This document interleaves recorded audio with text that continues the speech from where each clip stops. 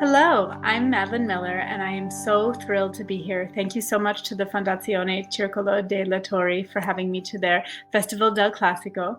I am thrilled to get to speak with you today. I'm going to start by reading a very short passage from my novel, Circe. Circe in Greek mythology is infamous for turning Odysseus's men into pigs. She is a witch and also a goddess, but her witchcraft and her divinity are really distinct things. She's born a goddess, but she makes herself into a witch.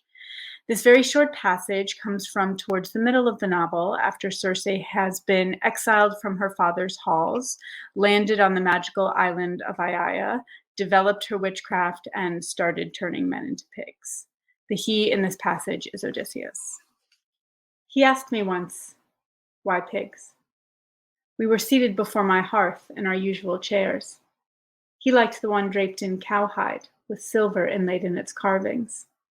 Sometimes he would rub the scrolling absently beneath his thumb. "Why not?" I said. He gave me a bare smile. "I mean it. I would like to know." I knew he meant it. He was not a pious man, but the seeking out of things hidden, this was his highest worship. There were answers in me. I felt them buried deep as last year's bulbs growing fat. Their roots tangled with those moments I had spent against the wall, when my lions were gone, and my spells shut up inside me. After I changed a crew, I would watch them scrabbling and crying in the sty, falling over each other, stupid with their horror. They hated it all, their newly voluptuous flesh, their delicate split trotters, their swollen bellies dragging in the earth's muck. It was a humiliation, a debasement. They were sick with longing for their hands, those appendages men use to mitigate the world. "Come," I would say to them. "It's not that bad. You should appreciate a pig's advantages. Mud-slick and swift, they are hard to catch. Low to the ground, they cannot easily be knocked over. They are not like dogs. They do not need your love. They can thrive anywhere, on anything, scraps and trash. They look witless and dull, which lulls their enemies, but they are clever. They will remember your face." They never listened. The truth is, men make terrible pigs. I always like to start with a short reading because, of course, both Circe and my first novel, The Song of Achilles, were deeply inspired by the Homeric poems, by the Iliad and the Odyssey. And the Iliad and the Odyssey, although now we think of them as texts that are written down, they originally started from oral tradition. They were stories that were passed down and honed in front of audiences, with performer and audience both responding to each other. And so when I was writing this novel, I really wanted Circe's voice to feel very strong. And I wanted there to be sort of an oral component to it as I was working on it. So I was very grateful for my background in theater, because I feel like theater helped me to imagine Circe as if she were really telling her story in front of us, almost like a performance delivering, an epic poem. My interest in the classics began when I was a child. I first started loving the Iliad and the Odyssey because my mom read me little pieces of them as bedtime stories when I was around 5 and 6 years old. And I actually have a memory of her reading the very first line of the Iliad to me, "Sing, goddess of the destructive rage of Achilles," and just being completely hooked. I immediately wanted to know, who was this Achilles and why was he so angry? And I think part of what drew me to the stories then is the same thing that draws me to them now, which is that even though there are gods and monsters and prophecies and wild, larger-than-life adventures, they felt incredibly human. The characters felt incredibly flawed and real and complicated and oftentimes difficult. That I was used to, as a child, the word hero meaning someone who was a moral exemplar, someone who was virtuous. But that wasn't the type of hero that I saw in these stories. These were people who had tremendous gifts and also made terrible mistakes and caused a lot of destruction wherever they went. When I looked at the Odyssey, I think part of what I loved about it is how timeless the story can be. This is the story of an exhausted war veteran who is desperate to get home to his family. And when he finally gets home to his family, he finds that it's much harder to re-enter his old life than he thought it was going to be after 20 years away. Now, we could even sort of go a step further when we look at the Odyssey, and we can see the Odyssey as the story not in particular of a veteran, but of anyone who's out lost in the world. Odysseus wants his nostos, his homecoming. It's the Greek word. And, in English, we get the word nostalgia from that. Nost, homecoming, and algia, pain, the pang we feel when we miss being home. And I think that that feeling of being lost on the waves, of wondering whether or not you'll ever make it home to the people who love you, feeling like you're surrounded by dangers, that is one of the most timeless human experiences, I think. Even if the dangers are very small, even if it's a 5-year-old going off to school and wondering when is my parent coming to pick me up, that experience of sort of separation and longing to be reunited is so timeless. And yet, what I love about these stories is that even as we can identify them, they also function to me like kaleidoscopes. That, if we turn them just a little bit, we get a completely different view. Because at the same time that we see Odysseus as this underdog hero that we all feel bad for, he's got a brilliant wife, of course he wants to get home, we can also see him as a really brutal person who loses all of his soldiers on the way home. They all die, oftentimes because he has endangered them.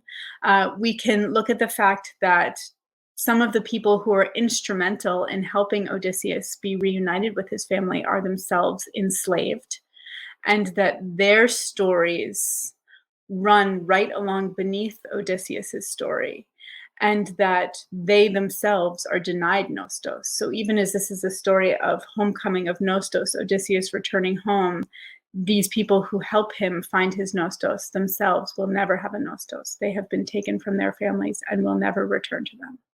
And so I love that these texts are so incredibly rich that if you just keep turning that kaleidoscope, you can find new stories at the edges. You can sort of dig out contradictions, that they're not simple texts, although we teach them to children, which always kind of amazes me, as my mother did to me, but they're very endlessly complicated, just as we humans are. Now, after I fell in love with the Greek myths, I continued to, try to find every version of them I could. And I kept reading more and more and more. And I was very fortunate to learn Latin, to begin learning Latin. And I had a wonderful Latin teacher in high school who saw that I was completely obsessed with these stories. In high school, I started reading Virgil and the Aeneid, and I just fell head over heels. And then my Latin teacher offered to teach me Greek. So now I could read that first line of the Iliad in the Greek. And I remember being so overwhelmed and so struck by the absolutely incredible poetry, that before it had been the story and the characters that had really grabbed me. But then it was the poetry, it was the language and the sound and the beauty and the intricacy of the way that language moved. Now, after continuing to love this stuff, at the same time that I was doing that, I was also feeling frustrated with it, because I couldn't help but notice that even as these were incredibly exciting stories, that there were a lot of characters that were getting sidelined, in particular the women of the stories. That the women were oftentimes just names. They were this person's mother and this person's daughter and this person's wife. If their story was really exciting, they might get to die to motivate the male hero. There were a couple of the big villains, women like Medea or Clytemnestra, who wielded some power but then had to be punished for it by the end of their story, and who kind of caused destruction wherever they went. And I remember being so frustrated by that. And in particular, I was really frustrated by this figure of Circe. Now, I had first heard about her when I was a kid reading mythology, and I thought, a witch who turns men into pigs? That sounds interesting. And I read the Odyssey for the first time in English class when I was 13. And I was really excited for the Circe episode. I remember thinking, here finally is this strong, interesting, clearly very intelligent woman who is not punished for wielding power by the end of her story. And so I thought, this scene where she and Odysseus meet, she's turned his men into pigs. He's going to go confront her. They're going to have a battle of wits. It's going to be, really some clever banter back and forth. He's smart and complicated. She's smart and complicated. But if you've read the Odyssey, you know that what happens in the scene in the Odyssey is that Odysseus has been armed with some herbs that Hermes, his ancestor and one of his patron gods, has given him that has made him that will make him immune to Circe's spells. So with these herbs, he goes to confront the witch. And Circe tries to turn him into a pig. It doesn't work. And then he pulls his sword on her and he threatens her. And she screams, falls to her knees, begs for mercy, and invites him into her bed in basically one speech. And I remember being absolutely furious about it. As a kid, I thought, that's it. That's all she gets. I couldn't help but notice the phallic symbol of the sword. I couldn't help but notice that as a woman, she had to be literally put on her knees in front of Odysseus. And I understood, yes, of course, this is his story. He's the hero. She's the obstacle. He has to overcome her. But I just felt like, can't we keep the camera on her a little bit longer? We never even find out why she's turning men into pigs. It gets treated in sort of later literature as if like, well, women, that's just what they'll do. They'll turn you right into a pig if they have the chance, which is, first of all, very sexist. And second of all, really boring because people do things for reasons. And so part of what I really felt myself yearning for is a greater understanding of the complexity, the psychology of all the women in the stories, but in particular, Circe. So as I continued to study classics, I ended up, thanks to my Latin teacher, I now knew Greek. I went off to university and I began studying Latin and Greek very seriously. And I returned to Circe many more times as an older student. Now, as an older student, I noticed something completely different. I noticed that actually Circe had gotten what I felt like was a very unfairly bad reputation in later versions of her story, that she is often treated as one of those big villains like Medea and Clytemnestra. She's seen as the man-hater, the spider at the center of her web, luring men in. She's, kind of the femme fatale. And that was very interesting to me because that is not the Circe that we get in Homer at all. That after that initial moment where, she kneels to Odysseus, they come to an understanding, they do in fact become lovers. And then she says to him, I see that you and your men are exhausted. Stay on my island and heal as long as you need to. And he takes her up on it. And he stays on her island with his men for an entire year. And at the end of that year, he actually doesn't want to leave, which is really extraordinary because I mentioned that Odysseus spends the whole Odyssey wanting his nostos, his homecoming. And so he's constantly sort of agitating to leave every place he goes, but not Circe's island. His men have to say, remember Penelope and remember Ithaca, are we going to get going? And he says, okay, yes, you're right. And he goes to Circe and he says, it's time for me to leave. And she says, great, here's what you need to know. You're going to have to call these the dead prophet out of the underworld and talk to him. You're going to have to go past all these monsters. And she starts giving him this incredibly specific witchy advice. She literally helps him with the sacrificial animals. She loads his ship with supplies. She offers all this valuable help. And as I read the section, I kept thinking, not only is she not a villain, she's actually one of the most helpful characters that he encounters in the entire Odyssey. And yet that part of her had sort of been forgotten. So I was very interested in that idea that, yes, she's frightening and she can definitely turn you into a pig, but she has this benevolent side, this healing side, this side that's interested in helping Odysseus. And then the final piece of the story that I was thinking about was the fact that I really, partially I wanted to dig into that psychology. One of my first questions as I was dealing with Circe is, why is she turning men into pigs?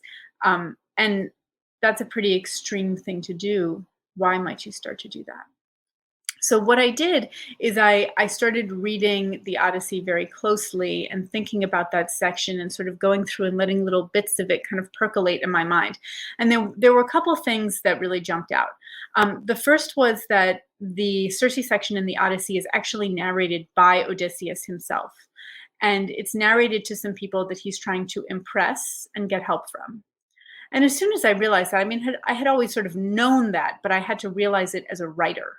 And when I realized it as a writer, I began to think, oh my goodness, I'm being invited into this story. Because Odysseus, as you may know, if you know his legends, he is the great liar of ancient literature. He's the spin master. He's the politician. It makes him a wonderful storyteller, but he definitely cannot be trusted. And when you start to think about the Circe episode as something that Odysseus is doing to make himself look good, oh, there was this terrifying witch and she totally got the jump on my men, but then I came and I tamed her and then she threw herself at me and she was super hot and helpful. All of that is meant to make him look good. And so once I sort of realized that not only was Circe being hidden underneath sort of the male heroic tradition, which epic is, but she was also being hidden under the secondary layer of Odysseus, the self-aggrandizer. So I sort of thought, okay, Odysseus, you've had 3,000 years to tell your story. Now we're going to kind of, so it allowed me to push back a little bit at individual moments of the Odyssey. For example, my Circe does not kneel in my version. And it also allowed me to zero in on her perspective. And one of the things that I was really interested in was her witchcraft. Because Circe, as a goddess, doesn't have very much power. We hear other goddesses sort of at her level, another nymph like Calypso in the Odyssey, complain about the double standard, that the male gods can do almost anything, but that they're constantly trying to limit the goddesses. And I thought, and yet here's Circe alone on her island turning men into pigs, and even Hermes seems a little nervous of her. How does that happen? And to me, the answer was witchcraft. And I loved that, divinity is sort of this power that, you snap your fingers and it happens. And she doesn't have very much of that power. But witchcraft is about study and hard work and trial and error. It's about expertise, passion, dedication, knowledge. It's knowing how to put the herbs together, when to dig up the herbs, what herbs do what words you say to combine. So as I began thinking about it, I realized, this is an art. And Circe is a witch, but she's also an artist, and this is her craft. And so another way into her story was to really focus on her journey towards finding her own voice as a witch and also as an artist, and that those two things really came together for me. Finally, I was really interested in this very small detail that we get in the Odyssey, where Circe is described as the dread goddess who speaks like a human. It's just one word in the Greek, audeasa, speaking like a human. And it's a little bit of a debated word as well. Scholars aren't totally sure exactly what it means, but because I was a novelist and not writing a paper about it, I got to choose. And so to me, speaking like a human came to sort of, I began to think, well, what would that be like to be born a god, but to speak like one of us, to grow up in the halls of these immortal beings, like her father, the sun god. And I started to think about, well, what is it like to speak like a god? And when the gods speak in the ancient material, the world shakes, but Circe speaks like one of us. And eventually that came to stand in for me for her empathy, her ability to connect with humanity, to feel for humanity, unlike the Greek gods who, let's face it, if we were going to diagnose them, we would call them sociopathic narcissists. Circe has the ability to want to reach out to humans and to others, to connect. And so her ability to speak like a human is really her empathy. So those were the things that were at the core of the story: her empathy, her witchcraft, reaching in and making her the subject of the story as opposed to the object of the story. Thank you so much for listening. Thank you all for being here. I am so, so grateful to the Foundation for inviting me, and I hope you have a wonderful time.